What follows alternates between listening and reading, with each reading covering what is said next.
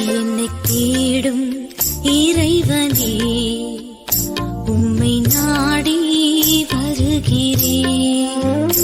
என்னை தேடும் இறைவனே, உம்மை நாடி வருகிறேன். ஏப்ரல் 30 இன்றைய தியானத்தின் தலைப்பு நேசிக்க மாட்டேன்.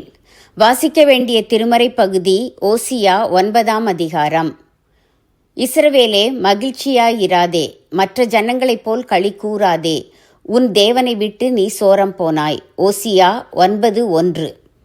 நேசிக்க மாட்டேன்.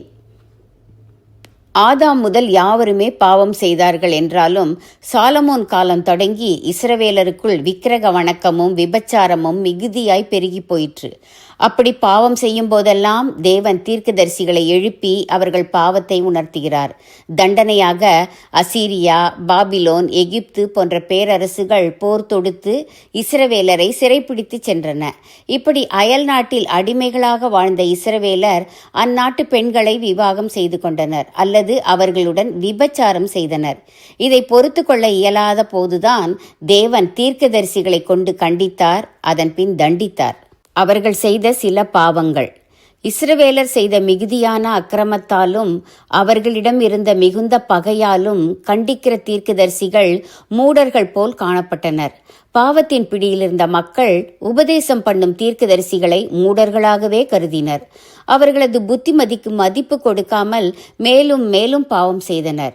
ஆவியை பெற்ற மனுஷரை பித்தம் கொண்டவர்களாய் பாவித்தனர். 8 முற்றிலும் மாறுபாடானதொரு நிலைமையை பார்க்கிறோம். காவல்காரராய் இருந்து தேவனுடைய மக்களை காத்து தேவனிடம் திசை திருப்ப வேண்டிய தீர்க்கதரிசிகள் தேவனை எதிர்த்து தேவனுக்கு பகையாளியாகி போகிறார்கள். இன்றும் இம்மாதிரியான ஊழியக்காரர்கள் உண்டு. சிற்றின்ப வெளிப்பாடான நடனத்தை பக்தியின் வெளிப்பாடு என்கிறார்கள். அபிஷேகம் என்று சொல்லி தரையில் உருளுவாரும் உண்டு. மக்கள் விழிப்பாய் நிதானித்து அறிந்து கொள்ள வேண்டும். வசனம் 9. நியாயாதிபதிகளின் நூலிலே 19, 20 ஒரு கேவலமான காரியம் நடந்தது பதிவு செய்யப்பட்டுள்ளது. அதுபோல இப்போது இஸ்ரவேலர் செய்து தங்களை கெடுத்து கொண்டார்கள் என்றும் மானக்கேடானதற்கு தங்களை ஒப்புவித்தார்கள் என்றும் சொல்லி ஓசியா கண்டிக்கிறார். அது மிகவும் அருவருப்பான காரியம்.